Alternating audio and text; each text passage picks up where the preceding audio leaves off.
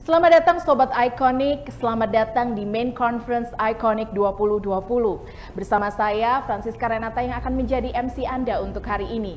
We have come to our last round table. To those who wants to participate in the round table discussion, the link will appear on your screen. Sesi roundtable kali ini akan menghadirkan perbincangan dengan sejumlah asosiasi, diantaranya Asosiasi Museum Indonesia atau AMI, Perkumpulan Ahli Epigrafi Indonesia atau PAEI, Masyarakat Pernaskahan Nusantara Manasa, dan terakhir Asosiasi Tradisi Lisan atau ATL. Enjoy the discussion.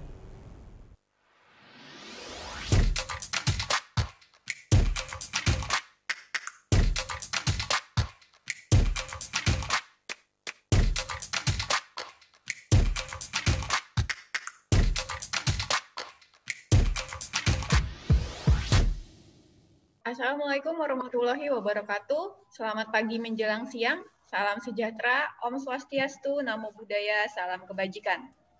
Yang terhormat para presenter, moderator, dan peserta roundtable discussion perkembangan dan kesinambungan epigrafi sebagai lumbung budaya masyarakat Indonesia dalam International Conference on Indonesian Culture atau ICONIC. Selamat berjumpa dalam diskusi virtual ICONIC. Kegiatan ini terselenggara atas kerjasama antara Direktorat Pembinaan Tenaga dan Kelembagaan Kebudayaan, Direktorat Jenderal Kebudayaan, Kementerian Pendidikan dan Kebudayaan dengan Fakultas Ilmu Pengetahuan Budaya Universitas Indonesia. Sebelum acara dimulai, izinkan saya untuk membacakan peraturan acara demi kenyamanannya jalan acara. Yang pertama, kami mohon presenter, moderator, dan peserta menggunakan nama akun dengan nama yang sebenarnya selama kegiatan berlangsung. Silakan rename atau ganti nama akun Bapak atau Ibu agar seluruh peserta dapat mengetahui identitas semua yang hadir di dalam diskusi ini. Kedua, selama pembicara sedang menyampaikan paparan, mohon mengatur audio dalam keadaan mute. Yang ketiga, presenter kami berikan waktu untuk menyampaikan ide dan saran mengenai topik tanpa PPT kurang lebih 5-8 menit. Yang keempat, dalam sesi diskusi, peserta dipersilakan bertanya atau menyampaikan pendapat dengan terlebih dahulu menekan tombol raise hand atau menyampaikan melalui fitur chat. Yang kelima, peserta dimohon mengaktifkan kamera selama kegiatan berlangsung, terutama saat sedang bertanya atau menyampaikan pendapat. Untuk mempersingkat waktu, mari kita memulai diskusi ini, dan diskusi ini akan dipandu oleh Bapak Taqiyuddin. Kepada Bapak Taqiyuddin kami persilakan. Ya, terima kasih Mbak Bita. Assalamualaikum warahmatullahi wabarakatuh. Para pembicara dan para peserta yang hadir pada diskusi roundtable ICONIC pada hari ini. Pada hari ini pembahasan bertema perkembangan dan kesinambungan epigrafi sebagai lumbung budaya masyarakat Indonesia. Pembicara-pembicara yang akan tampil yaitu kandidat Dr. Haidir Ashari yang berasal dari Departemen Arkeologi FIB Universitas Indonesia. Beliau lahir tanggal 23 Juli 1987 dan riwayat singkat pendidikannya S1-nya arkeologi, S2 arkeologi, S3-nya ini baru dalam perjalanan yaitu arkeologi FIB UI juga dengan judul Ragam Hias pada Prasasti Masa Jawa Kuno. Kemudian materi yang akan dibawakan yaitu pemanfaatan teknologi terkini dalam penelitian epigrafi. Dalam hal ini beliau akan mempersembahkan yaitu perkembangan teknologi, kemudian perkembangan epigrafi dalam genggaman handphone atau smartphone, kemudian aplikasi-aplikasi analisisnya, kemudian perekaman crowd sharing publik epigraf Indonesia dalam jaringan big data. Dan pembicara kedua yaitu Bapak Wahyu Rizky Andivani. Beliau bekerja atau sebagai ASN di Balai Arkeologi Sumatera Selatan, lahir di Sumatera Selatan 24 Februari 81. Saat ini beliau riwayat pendidikannya yaitu S1 di Arkeologi Universitas Udayana, kemudian S2-nya di Universitas Sriwijaya Palembang, S3-nya Universitas Islam Raden Patah, Sumatera Selatan. Sumber tertulis arkeologi kepada masyarakat. Nah, ini beliau akan menyampaikan tema tersebut, khususnya mengenal dan belajar aksara Ulu yang ada di Sumatera Selatan, yang ada di Sumatera. Secara detail tentang aksara Nusantara dan aksara Ulu dan sumber tertulis yang mudah dipelajari tetapi ditinggalkan. Ini aksara Ulu. Kemudian yang ketiga, narasumber kita yang lahir pada 22 Maret 1990 sebagai ASN Kemendikbud, sangat berminat dalam epigrafi, yaitu Bapak Indra Ika Widyajaya. Beliau akan menyampaikan pembuatan Big Indonesia, menjaring seluruh data epigrafi di Indonesia. Kemudian yang terakhir yaitu Ibu Nini, siapa yang tidak kenal dengan Ibu Nini Susanti Tejowasono. Beliau lahir di Blora 20 Mei 1956 sebagai dosen senior Departemen Arkeologi FIB UI, dan di dunia epigrafi, di dunia sejarah, toponimi, dan filologi beliau sangat terkenal. Banyak karya yang sudah dia luncurkan di jurnal internasional maupun nasional, dan akan menyampaikan dengan tema pemanfaatan data tertulis arkeologi untuk masyarakat.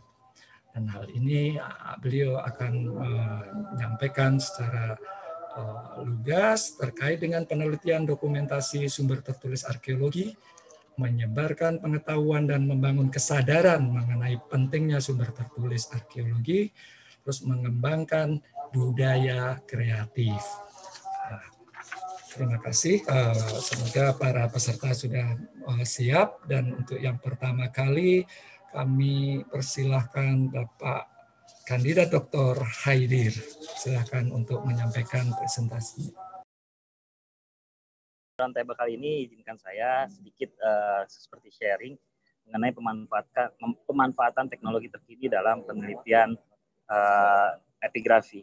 Tentu perkembangan teknologi di masa sekarang itu sudah sangat berkembang, jauh lebih pesat dari yang sebelum-sebelumnya, dan tentu menjadi suatu keuntungan sendiri untuk penelitian epigrafi. Sepengalaman saya di kuliah S1 dulu, memang dalam melakukan penelitian epigrafi kami diajarkan rekaman yang sangat sederhana yang memang dari awal berupa faksimil, penulisan ulang dari bidang prasasti ke media kertas. Lalu ada di mata kuliah kami juga kami mengajarkan pembuatan aplage terhadap prasasti berbahan batu dari kertas singkong yang dipukul-pukul ke prasasti batu, sama juga fotografi. Nah, dengan perkembangan teknologi yang sekarang, sepengalaman juga saya meneliti tentang prasasti dan juga mengajar tentang epigrafi, teknologi ternyata memiliki keuntungan dalam penelitian epigrafi. Yang pertama, mungkin saat kita melakukan dokumentasi dengan menggunakan kamera DSLR, dengan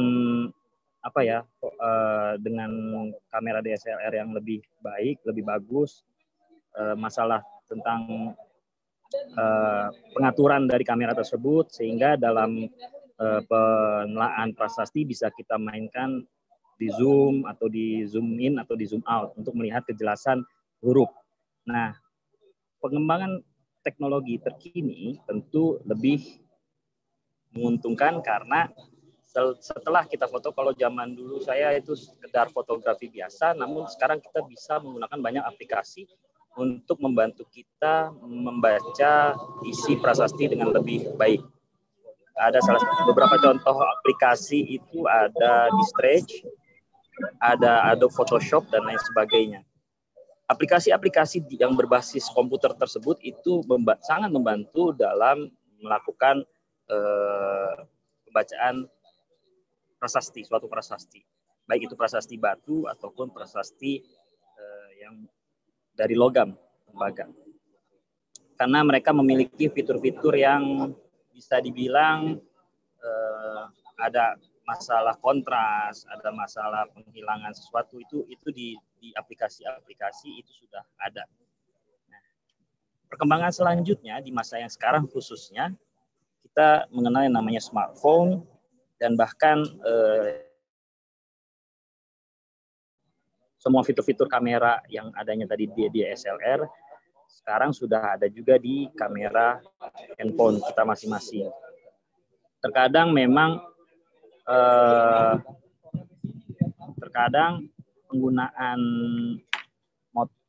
penggunaan handphone terhadap penelitian epigrafi, khususnya dalam melakukan perekaman data, kita benar-benar harus memperhatikan metode perekaman data arkeologi dengan fotografi sebenarnya. Jadi meskipun kita memfoto bagian prasasti yang hanya isinya saja, namun dalam metode perekaman data arkeologi kita juga perlu merekam seluruh bentuk prasasti. Nah, namun dalam perkembangan selanjutnya tentu aplikasi-aplikasi yang ada di smartphone itu juga membantu kita. Kalau misalkan kita mengenal aplikasi semacam PixArt, Adobe, Photoshop yang di HP juga bisa diunduh di situ. Itu juga membantu kita untuk memperjelas isi prasasti. Nah, dalam hal ini, dalam hal perkumpulan ahli epigrafi Indonesia ini, ada rencana, bukan rencana sebenarnya, kami ingin mengembangkan bentuk-bentuk perekaman data yang seperti itu. Jadi ada beberapa tahapan yang sedang kami lakukan sekarang. Yang pertama, dalam jangka pendek perkembangan PAI, kaitannya terhadap pemanfaatan teknologi adalah memperkenalkan bentuk-bentuk perekaman data epigrafi dari mulai tradisional hingga pemanfaatan teknologi terkini. Sampai sejauh ini pemanfaatan teknologi terhadap rekaman data prasasti, suatu data epigrafi, itu ada RTI, alatnya RTI, yang dikembangkan oleh Bu Nini, Ibu Andriati Rahayu, dan salah satu dosen di ITB kalau saya tidak salah. Nah, itu yang sekarang lebih kita kembangkan perekaman data prasasti melalui alat RTI. Memang sampai sekarang alat RTI itu secara dimensi bentuknya masih lebih besar, sehingga agak tidak terlalu movable, tidak bisa kita pindah-pindah secara cepat.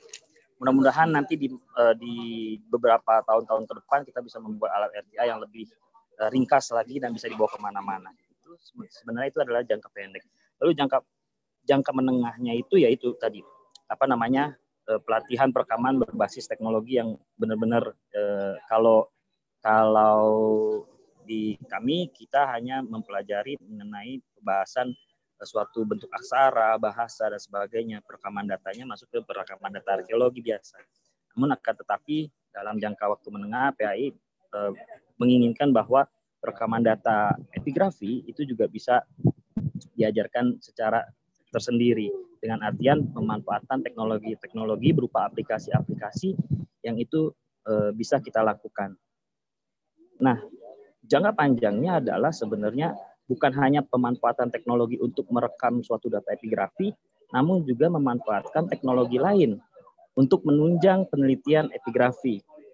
Kalau secara pembacaan suatu prasasti, itu kita menggunakan teknologi tadi, perekaman data teknologi, bisa lewat aplikasi-aplikasi.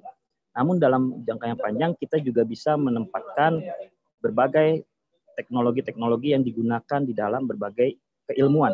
Misalkan kayak geografi, dalam penelitian terakhir kami, Bu Nini, saya dan Ibu Andriati Rahayu, dan epigraf muda lainnya menelaah mengenai keletakan prasasti tugu yang ada di Jakarta Utara.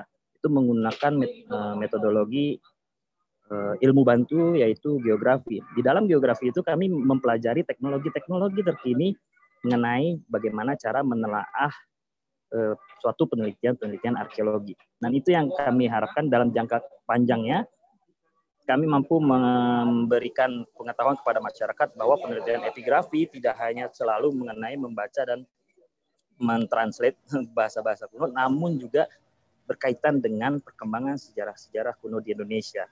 Salah satunya adalah dengan penggunaan teknologi-teknologi terbaru. Mungkin itu Pak Taqiyuddin dari saya. Ya, terima kasih. Sangat singkat dan padat, Pak Haidir.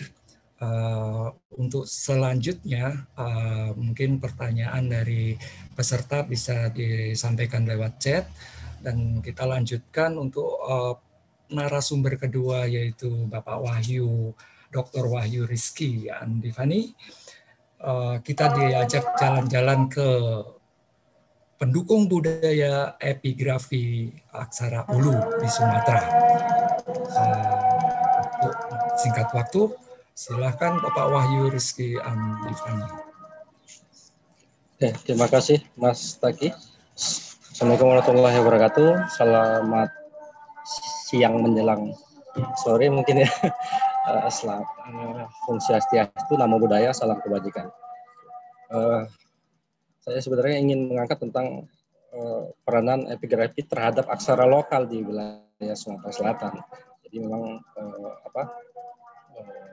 Sumatera khususnya, Sumatera mempunyai banyak sekali aksara-aksara lokal yang dulu belum terjamah dan belum dijamah karena memang keterbatasan sumber daya manusianya sendiri. Makanya dengan hadirnya saya di tahun 2008 mulai, dan beberapa teman misalnya di Sumatera Utara, Mbak Curma juga tentang aksara Bataknya sendiri. Nah, kalau untuk aksara lokal di wilayah Sumatera Selatan itu dikenal dengan aksara Ulu. Jadi peranan saya sebagai seorang epigraf terhadap aksara Ulu yang berkembang di wilayah Sumatera Selatan, mungkin dari awal saya berhubungan langsung dengan beberapa mahasiswa atau orang-orang peminat tentang aksara Ulu sendiri. Jadi mulai mulai kita gabungkan, kita satukan dalam satu persepsi seperti itu. Sebenarnya yang kita ketahui bahwa aksara-aksara lokal terutama Ulu ini memang sangat banyak di wilayah-wilayah kita, terutama di Sumatera Selatan sendiri. Memang keberadaannya memberikan nilai lebih tentang prasasti dan naskah Ulu di wilayah Sumatera Selatan. Kebanyakan para masyarakat sendiri sudah tidak mengerti dan tidak tahu tentang apa sih aksara Ulu, apa sih digunakan sebagai apa. Jadi ada masa yang kosong tentang itu. Jadi ketika setelah itu digantikan oleh Arab Melayu sebagai penggantinya. Jadi memang menurut saya memang dokumen-dokumen sejarah berupa prasasti dan naskah Ulu ini merupakan pusaka adat. Nah, banyaknya seperti itu, pusaka adat. Memang ketika kita penelitian di lapangan agak susah juga untuk mendapatkannya karena terkait adat yang yang harus diikuti satu persatu memang. Nah, tetapi memang ada nilai yang terkandung di dalamnya ketimbang wujudnya sendiri, yaitu nilai-nilai norma yang membentuk masyarakat setempat hingga saat ini. Jadi keberlanjutan budaya itu masih beberapa ada di wilayah Sumatera Selatan. Nah, terkait dengan itu sebenarnya saya sebagai epigrafi sudah mengajak teman-teman dari komunitas aksara Ulu, kemudian saya sendiri terjun ke lapangan, jangka pendeknya melakukan semacam seminar, itu juga bekerjasama dengan pemerintah daerah setempat, seminar, webinar, termasuk kemarin ada workshop juga, dan nanti insya Allah tanggal 16 sampai tanggal 21 ada pameran juga seperti itu. Nah, ini wujud jangka pendeknya kita mengenalkan aksara Ulu ini ke masyarakat.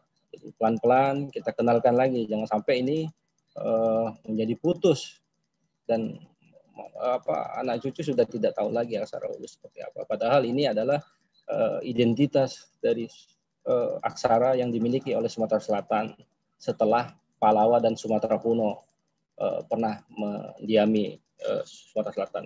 Sementara itu untuk jangka panjangnya, sekarang sebenarnya sudah dari sekarang saya berkoordinasi kepada Pemda-Pemda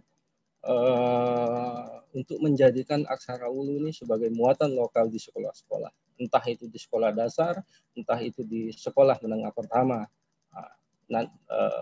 Nanti Aksara Ulu ini akan digandeng dengan bahasanya sendiri. Ini misalnya bahasanya Aksara Ulu dengan dialeknya Pasemah, Pagar Alam seperti itu. Nanti dia bahasanya ya bahasa Pasemah seperti itu. Supaya balik lagi tadi, jadi jangan putus karena memang kondisinya sangat miris untuk sekarang ini. Makanya kita coba memunculkan ini di konsep jangka pendek dan jangka menengah kita. Mungkin itu Mas Taki singkatnya. Terima kasih. Terima kasih Mas Wahyu sudah menyampaikan terkait dengan Aksara Ulu dengan berkeinginan supaya tetap berlanjut dan digunakan sebagai dasar-dasar nilai yang ke depan oleh masyarakat Sumatera pada umumnya.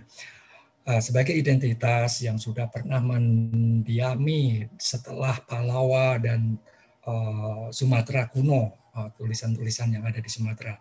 Kemudian jangka panjangnya bahwa akan dijadikan muatan lokal untuk Aksara Ulu dan disesuaikan dengan bahasa-bahasa yang dipakai oleh masyarakat Sumatera.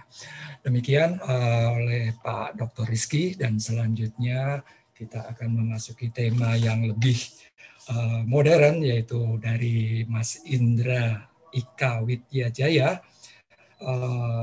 khususnya dengan tema pembuatan Big Data Epigrafi di seluruh Indonesia. Nah, ini nggak main-main, artinya kita melibatkan seluruh Indonesia yang akan disampaikan oleh Mas Indra. Silakan Mas Indra Ika untuk menyampaikan paparannya. Ya, terima kasih Bapak Taki. Mohon izin Bapak Ibu semuanya. Apakah suara saya sudah terdengar jelas? Jelas, Mas. Sudah. Iya. Sudah. Pertama mungkin kita berbicara mengenai dimensi epigrafi dulu. Data epigrafi itu kan dari pertama kali aksara ditemukan di Nusantara hingga terakhir kali prasasti ditulis. Dimensi epigrafi itu begitu luas. Dari masa klasik hingga masa kolonial. Dengan berbagai macam aksara dan berbagai macam kondisi. Nah, dari banyak sekali, itu paling tidak kita bisa mendapatkan banyak sekali informasi terkait dengan kondisi pada masa lalu. Nah, sambil saya iseng cari-cari, memang ada berapa sih yang kita miliki? Paling Museum Nasional kira-kira punya sekitar lebih dari 400 prasasti. Itu baru Museum Nasional. Bagaimana dengan museum-museum lainnya? Dan di dalam prasasti tersebut, baik dari apapun masanya, kita bisa mendapatkan data mengenai tokoh, data mengenai kondisi sosial pada masa itu. Dan paling tidak data mengenai kata, perubahan kata. Nah, apa yang bisa kita dapatkan dari data yang banyak sekali dan nyaris terstruktur tersebut? Kita bisa bagi paling tidak dalam waktu dekat. Kita bisa berpikir bahwa ada berapa banyak tulisan mengenai epigrafi di setiap tempat-tempat akademis seperti UI. Itu kalau misalnya kita cari di opaknya, itu ada sekitar 180-an tulisan mengenai epigrafi. Di UGM sekitar ada 200 atau sampai 300 tulisan mengenai epigrafi. Banyak sekali dari dua tempat tersebut saja sudah banyak sekali informasi yang bisa kita dapatkan mengenai kondisi lingkungan, mengenai kondisi tokoh, dan sebagainya. Nah, dalam waktu dekat seharusnya PAI harus kita akan menjalankan yang namanya menyosialisasikan bahwa pentingnya kita mengumpulkan kembali apa yang pernah kita baca, kita mengumpulkan kembali apa yang pernah kita tulis, dan kemudian kita petakan data tersebut, apa saja yang termaktub di dalam prasasti tersebut, apa saja yang bisa kita gali dalam prasasti tersebut. Nah, setelah kita bisa memetakan dan kita bisa menyosialisasikan betapa pentingnya prasasti, betapa pentingnya data tersebut, kita bisa perlahan-lahan membangun sistem pendataan epigrafi. Apalagi sesuai dengan Undang-Undang Pemajuan Kebudayaan yang mengamanatkan bahwa pemerintah harus membuat sistem pendataan kebudayaan terpadu. Itu sangat-sangat sejalan sekali dengan apa yang kita lakukan, gitu. Jika kita mendata prasasti tersebut. Dan kedepannya lagi, data yang sudah terkumpul itu bisa kita manfaatkan berbanyak sekali. Contohnya paling mudah itu sebagai decision support system alias DSS epigrafi. Kenapa bisa? Misalnya begini, kita ambil contoh. Ada berapa prasasti yang menyebutkan mengenai bencana di Nusantara? Ada berapa prasasti yang menyebutkan bagaimana kondisi pandemi? Ada banyak sekali, saya yakin itu. Dan kita bisa meng-cross-check-nya dengan data seperti data naskah. Bagaimana penanganannya pada saat itu, bagaimana kondisi sosial pada saat itu, bagaimana kondisi nyata pada saat itu, sehingga kita bisa menentukan kebijakan-kebijakan berdasarkan apa yang terjadi. Kemudian dari banyak data tersebut, dari banyak data kata tersebut, kita bisa indexing, kita bisa indexing sehingga nantinya ketika ada seorang peneliti epigrafi, dia mendapatkan satu prasasti yang misalnya bahasanya sangat rumpang, tapi dengan kita punya data yang begitu banyak, itu kita bisa melatih kecerdasan buatan alias AI untuk mendeteksi dan memprediksi kira-kira kata apa yang ada di mengisi rumpangnya kata tersebut. Dengan big data yang saya epigrafi ini, yang mungkin bisa saya katakan bukan big data lagi, tapi ini kita nasionalisasikan saja menjadi kata mahadata. Mahadata epigrafi ini bisa sangat membantu sekali bagi para peneliti, bagi para pemegang kebijakan, gitu. Ketika kita berbicara pemindahan kekuasaan yang terjadi pada masa Empu Sindok di dalam prasasti, itu juga bisa menggambarkan betapa apa yang menyebabkan kondisi-kondisi demikian terjadi. Sangat banyak sekali ketika kita berbicara big data itu. Tapi yang jelas dalam waktu dekat kita harus memetakan data tersebut, apa yang sudah kita miliki dan apa yang bisa kita gali lagi lebih dalam. Dan kita harus bisa juga kita sosialisasikan, karena masih banyak orang yang masih berpikir bahwa epigrafi itu apa sih? Apa bedanya epigrafi dengan paleografi dan sebagainya? Kira-kira demikian, Pak. Ya, terima kasih Mas Indra. Dapat kita sarankan sedikit bahwa Mas Hendra punya keinginan bahwa data-data yang epigrafi seluruh Indonesia bisa dikumpulkan baik dari museum, baik dari akademisi, universitas-universitas yang ada di Indonesia, penelitian-penelitian yang sudah dilakukan.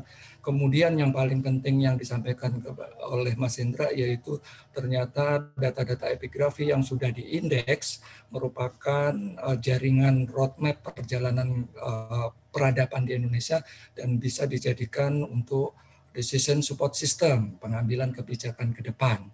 Nah, ini sangat menarik sekali. Demikian yang disampaikan Pak Indra.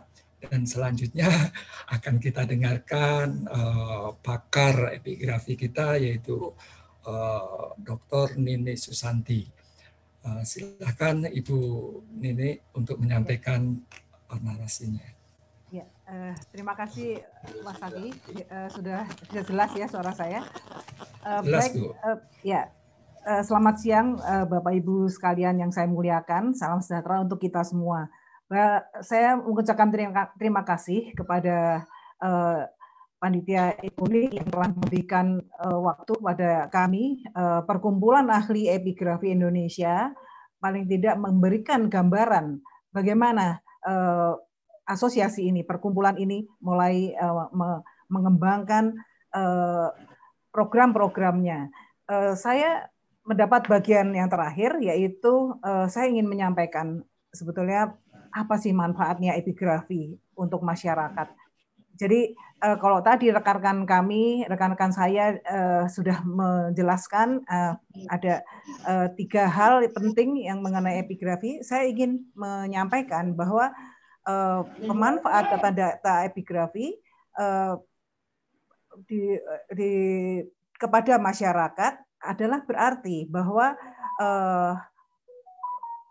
kami berperan aktif dalam penelitian. Pertama, penelitian dan dokumentasi sumber tertulis arkeologi, dan yang pertama. Yang kedua juga menyebarkan pengetahuan dan membangun kesadaran mengenai pentingnya sumber data epigrafi yang berupa prasasti dan sumber tertulis lainnya. Dan yang ketiga adalah mengembangkan budaya kreatif. Bapak Ibu, terputus sedikit. Begitu. Ya. Baik. Barangkali saya tidak seperti yang 3 teman rekan saya yang berbicara tanpa tuntunan. Saya sudah banyak lupa karena itu saya perlu tuntunan teks yang saya persiapkan. Jadi pertama saya ingin jelaskan mengenai penelitian dan dokumentasi. Penelitian dan dokumentasi sumber data tertulis arkeologi atau prasasti ini merupakan upaya para anggota PAEI melakukan penelitian dan pendokumentasian mengenai prasasti-prasasti dan sumber tertulis yang lain yang tersebar di seluruh Indonesia.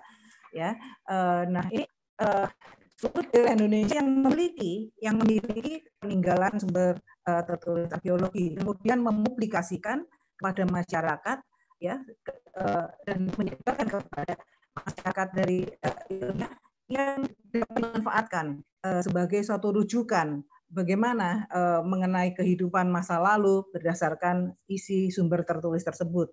Yang kedua, menyebarkan pengetahuan dan mengembangkan kesadaran mengenai pentingnya sumber tertulis arkeologi yang dapat diartikan bahwa anggota PAEI ini juga turut berperan aktif dalam menyampaikan hasil penelitian epigrafi ke seluruh Nusantara kepada masyarakat umum agar memberikan kontribusi nyata dalam memberi kesadaran akan pentingnya warisan budaya bangsa, misalnya kearifan lokal, nilai moral oleh nenek moyang kita yang dalam perjalanan waktu ratusan tahun telah membentuk identitas bangsa seperti pada saat ini.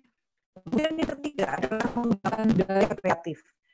Ya, dapat diartikan bahwa PAEI juga turut berperan serta mengembangkan kreativitas yang berlandaskan budaya dalam masyarakat yang dinamis dan berkesinambungan. Abad ke-21 adalah abad insan kreatif. Perilaku kreatif merupakan modal utama yang sangat penting dalam upaya meningkatkan daya saing, baik bagi individu maupun bagi seluruh bangsa. Kreativitas adalah kemampuan berproduksi yang mengutamakan fungsi unik estetika dalam rangka meningkatkan kualitas hidup penggunanya atau masyarakat dunia. Budaya kreatif adalah perilaku, aktivitas dan cara hidup seseorang atau sekelompok orang yang melekat di dalamnya unsur kebaruan untuk kehidupan yang efektif, komunikatif, dan merujuk pada sikap terhadap situasi sosial dan fenomena kehidupan. Jadi apa yang kita miliki sekarang, kita sebagai Indonesia, kita memiliki kekayaan sumber daya alam yang melimpah. Kedua, keindahan seni budaya yang sangat beragam. Dan yang ketiga, didukung oleh spirit dari nilai-nilai kebudayaan yang melekat pada anggota masyarakatnya.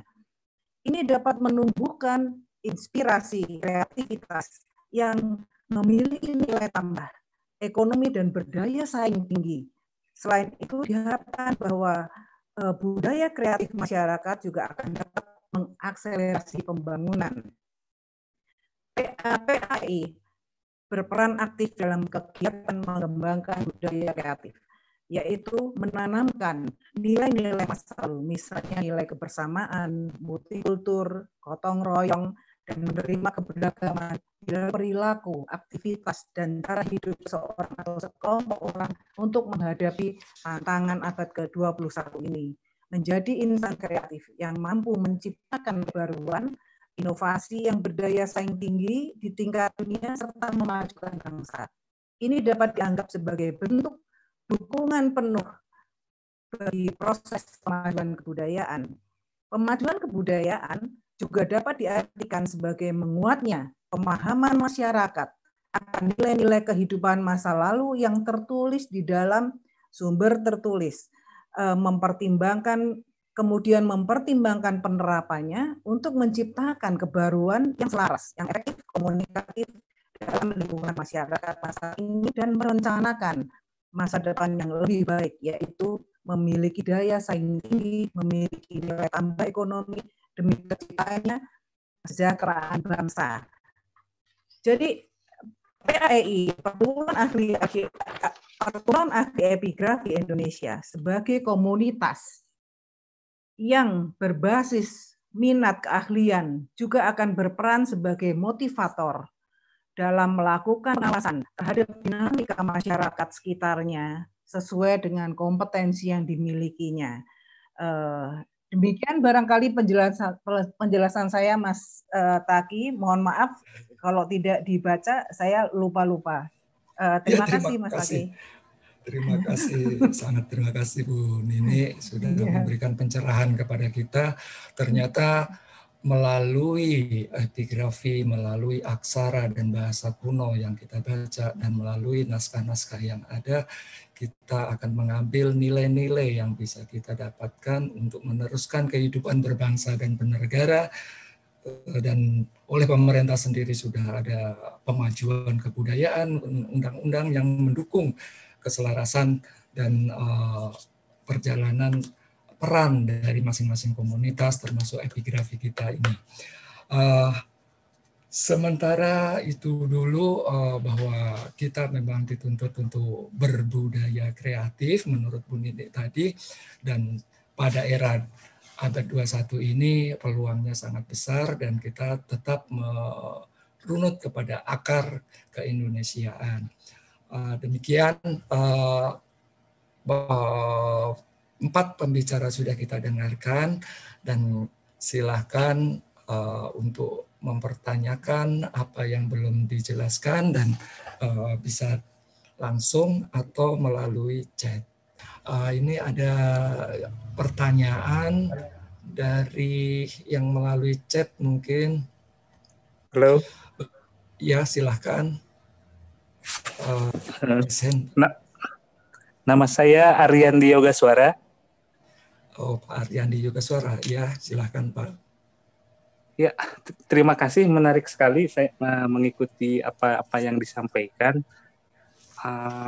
Sehubungan dengan huruf dan aksara, tadi dibahas aksara Ulu dari Sumatera Selatan, dan sebelumnya sudah ada bahkan yang lebih tua dari Sumatera kuno.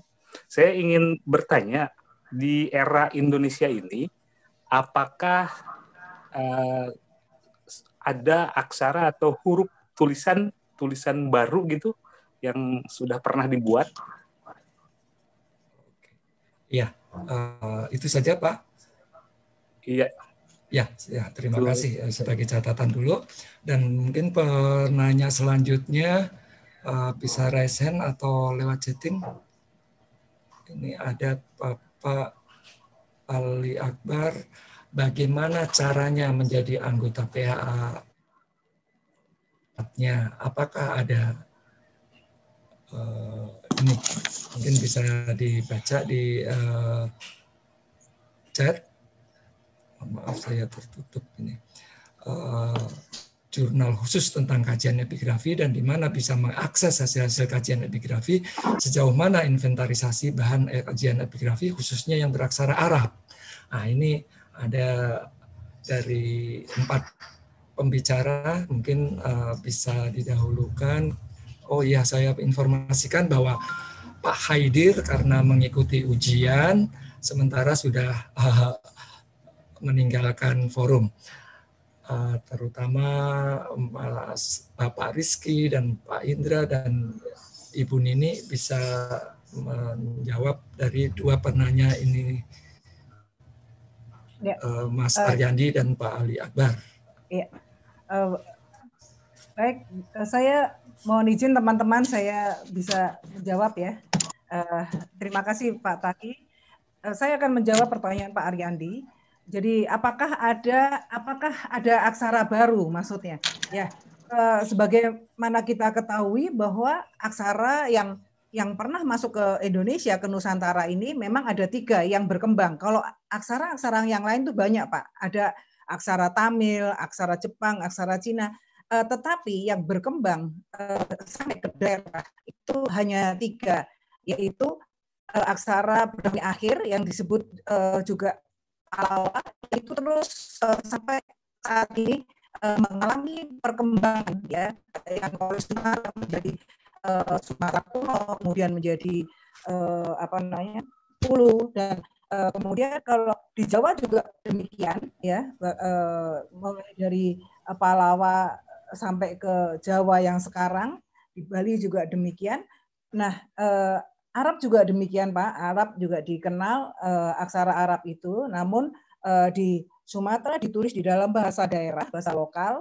Nah ini hanya tiga aksara dan Latin yang kita kenal sekarang. Nah memang yang berkembang luas ya, yang dikenal masyarakat Indonesia itu hanya 3. Kalau apakah ada aksara baru? Saya rasa belum kita kenali, tetapi kita tidak menutup kemungkinan bahwa ada satu aksara yang diciptakan, ya, aksara yang diciptakan, tetapi biasanya itu yang kita sebut sebagai esoterik.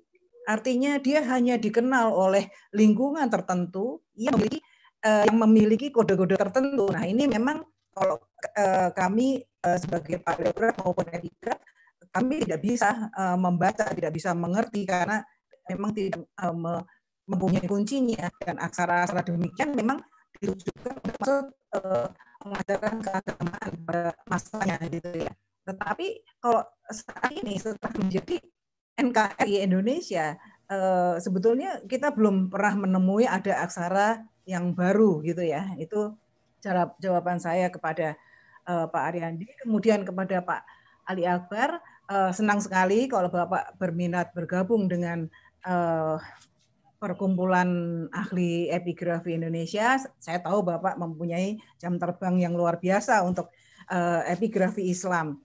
Pernah bicara pada saat Asosiasi Ahli Epigrafi tahun 2014 kalau tidak salah di FIB. Nah, kami sekarang mereorganisasi, kami menyediakan form Google Form, yaitu untuk mengisi. Kemudian akan diajukan form ini akan diajukan ke Komda biasanya, kemudian ke pusat. Nah ini ada beberapa hal yang harus diisi, gitu ya. Jadi organisasi ini terbuka untuk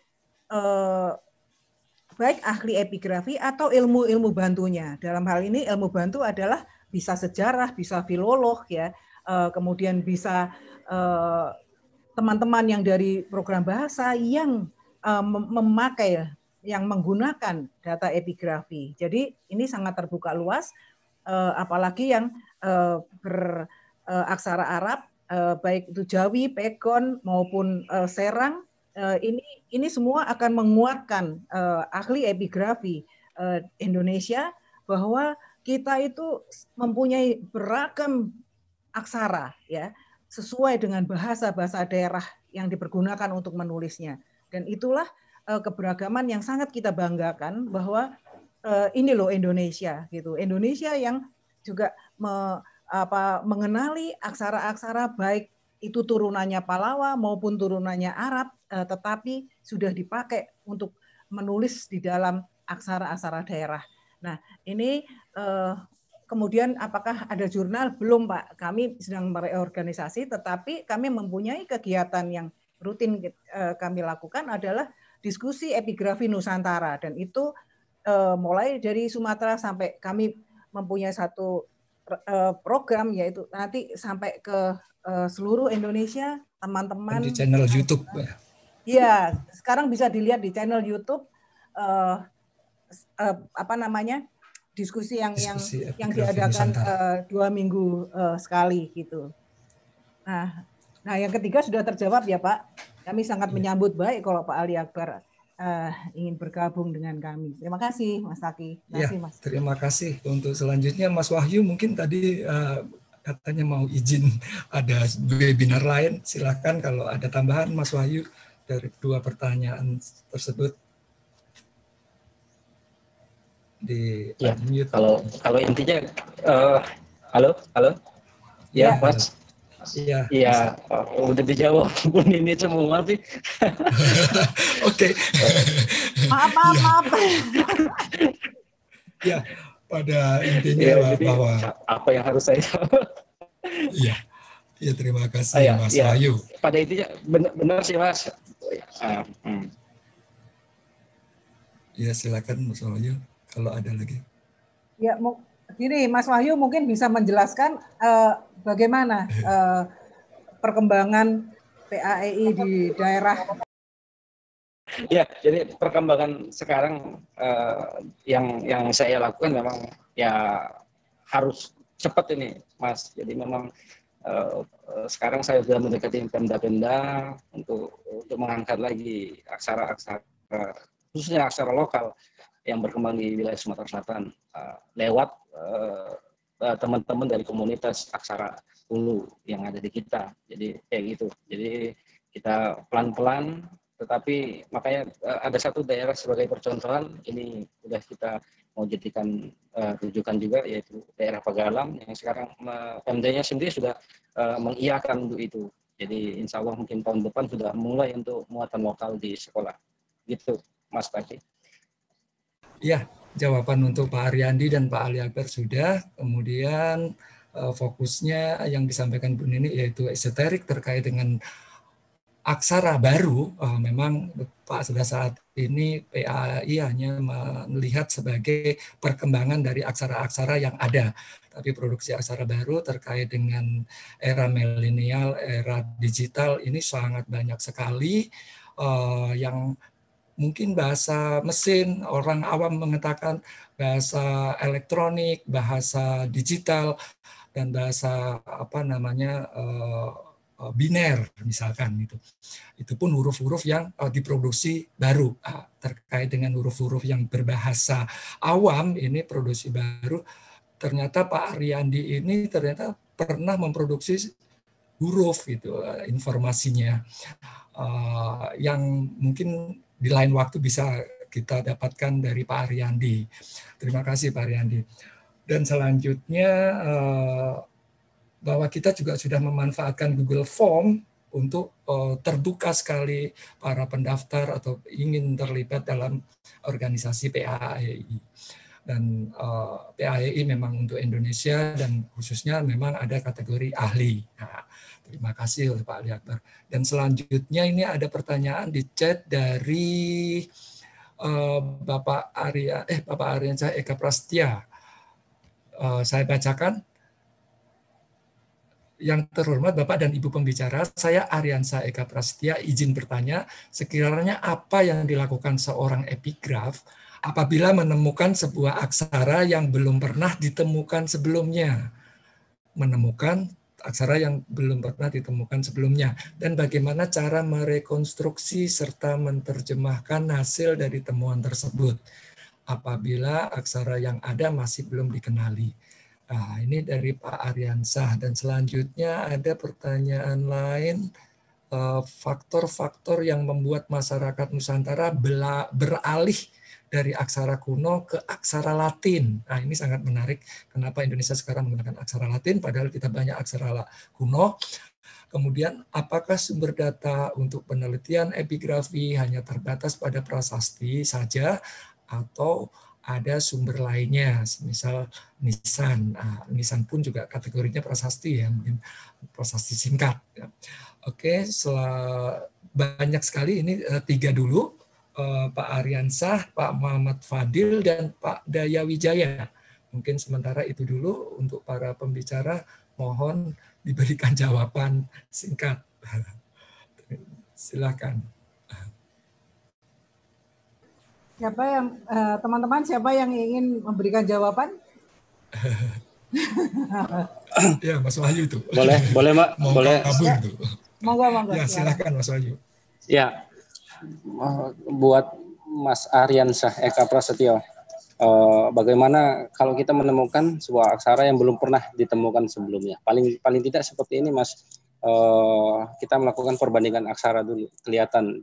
Jadi seperti kayak kasus kemarin kita udah pernah menemukan seperti itu, ada goresan-goresan tapi akhirnya kok sepertinya aksara, makanya kita bilang ini mungkin sebelum ulu jadi ada proto ulu kemarin. Jadi ya kita bandingkan aja, jadi kita lihat induknya seperti apa, induknya misalnya Pahlawan nanti diturunkan menjadi Sumatera kuno seperti apa, nanti ke aksara lokalnya seperti apa, nanti bisa dibaca. Kalau toh betul-betul dia sudah tidak bisa lagi ya anonim kayak gitu, jatuhnya seperti itu. Kalau menurut saya ya, entah nanti dari Mbak Nini seperti apa. Seperti itu. Terus terkait dengan Mas Fadil Perdana, kenapa sih orang beralih dari aksara kuno ke aksara Latin? Banyak faktor, Mas. Salah satunya misalnya anggap aja misalnya salah satu contohnya aksara lokal di wilayah Sumatera Selatan yaitu aksara Ulu. Kemudian yang tergantikan oleh Arab Melayu, Jawi ya. Nah, itu memang ada ada daerah tapi tidak seluruh yang bilang bahwa pergantian itu ya karena memang kekuatan Islamnya terlalu keras, Islamnya terlalu keras dan membuat aksara aksara Ulu di wilayah itu tersingkirkan. Jadi terus juga kemungkinan faktor-faktor lain juga banyak dari perpindahan. Salah satunya seperti itu, Mas. Terus dari Mbak Daya, FIS UM, pada prasasti ada sumber lain, misalnya nisan ya. Mas, namanya ya. Mas Daya. Namanya Mas Daya. Oh, Mas Daya. Maaf. Ya, apakah pada prasasti ada sumber lain seperti nisan? Ya, benar kata Mas Laki tadi ya, nisan juga prasasti. Ya juga kalau saya membuat memproklamirkan bahwa seperti tanduk, bambu itu kategorinya prasasti. Nah, itu jelas. Jadi memang itu yang diangkat. Jadi kan nggak hanya batu, yang selama ini kan kita selalu batu, terus logam seperti itu. Padahal banyak yang lain. Intinya keras dan dia tidak mengalami pengulangan. Mungkin itu Mas Taki. Yang lain bisa ditambahkan. Mbak Nini mungkin. Ya, Eka akan menambahkan kah? Iya, silakan Mas Eka atau Indra, Bu Nini. Oh ya. Mana Indra? Indra. Oh. Oke. Bu Nini dulu.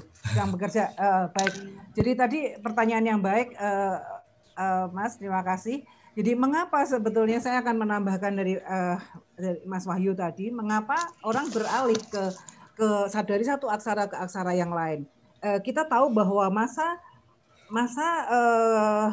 peradaban Hindu-Buddha itu berakhir pada abad ke-15 kira-kira, kemudian digantikan dengan masa berkembangnya agama Islam. Nah, mengapa orang saya melihat pada masa Hindu-Buddha jelas semua komunikasi itu memakai aksara yang disebut dengan aksara turunan Pallawa.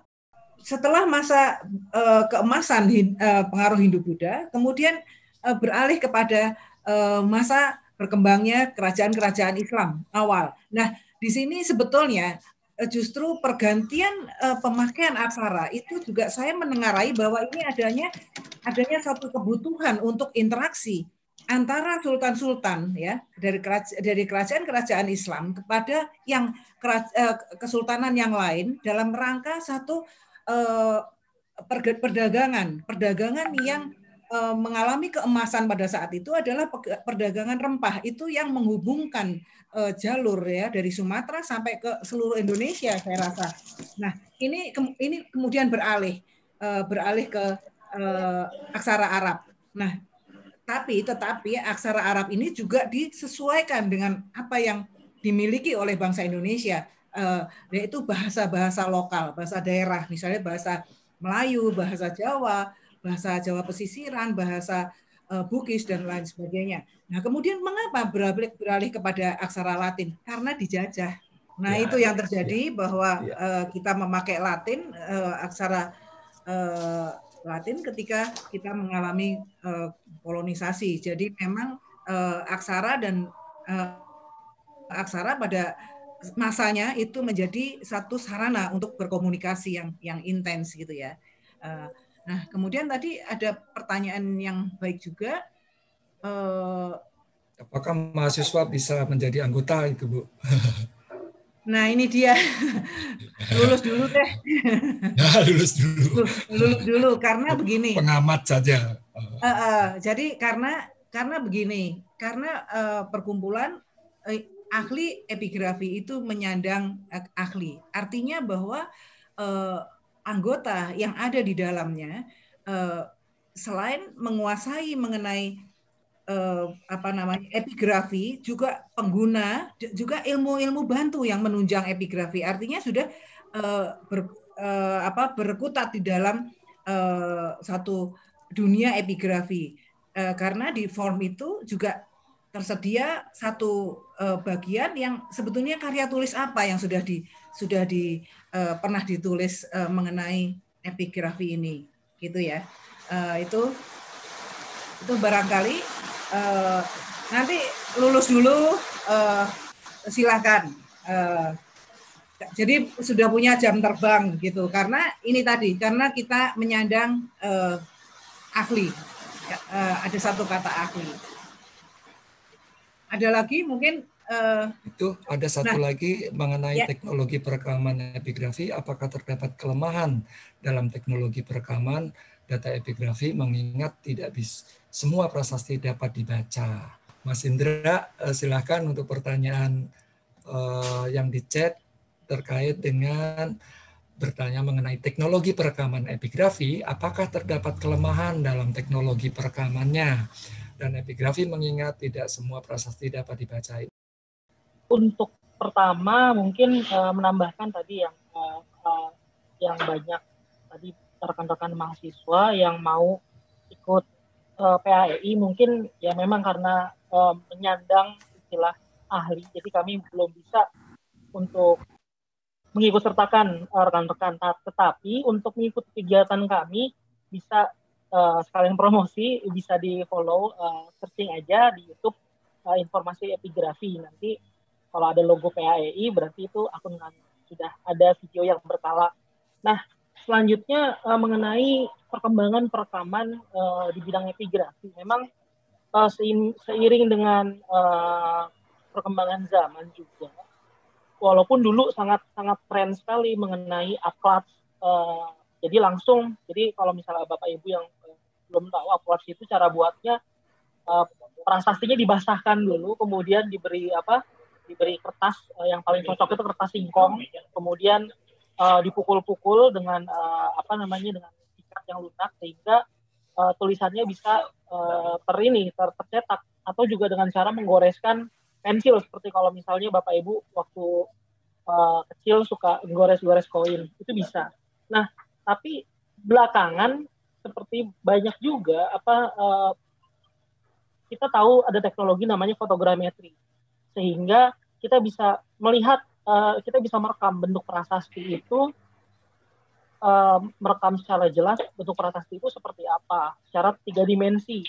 Nah, kemudian ada lagi yang tadi barusan mengenai teknologi yang membuat kita bisa dapat membaca prasasti dengan berbagai macam sudut pandang, namanya itu tadi yang sedang dikembangkan itu juga bisa, dan bisa jadi ke depannya dengan adanya perekaman 3 dimensi kita bisa mensimulasikan bentuk prasasti, apalagi jika ada prasasti yang memang sudah rumpang, itu bisa sekali kita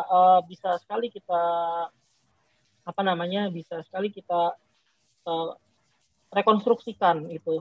Tetapi memang sekali lagi kita butuh banyak data, dan data itu tidak hanya data prasastinya, tapi juga data dari ilmu-ilmu bantu yang lain seperti data metalurgi, data kerusakan segala macam, kausan, itu bisa kita simulasikan. apabila kita terima kasih menggunakan banyak. waktunya, Mas. Kira-kira seperti itu. Ya, terima kasih Mas Hendra. Nanti Mas Hendra juga bertugas di Dapobud atau data pokok kebudayaan, dan khususnya terkait prasasti mungkin lebih nanti lebih lengkap lagi, bisa diikuti oleh seluruh masyarakat Indonesia secara publik, terpublish secara umum. Demikian, terima kasih kepada para peserta. Mohon maaf jika ada kekurangan, dan waktu yang sempit ini silakan untuk mengikuti di channel YouTube PAI atau mendaftar menjadi anggota PAI dan mengikuti informasi dengan browsing PAI. Demikian, terima kasih. Mohon maaf. Assalamualaikum warahmatullahi wabarakatuh. Saya kembalikan lagi ke Mbak Mita. Baik, terima kasih para presenter dan Bapak Taki selaku moderator telah memandu diskusi kita hari ini. Sebelumnya saya ingin menginformasikan bahwa masih ada acara-acara lainnya di hari ini, hari terakhir, bisa dilihat dalam paparan yang telah di-share oleh panitia.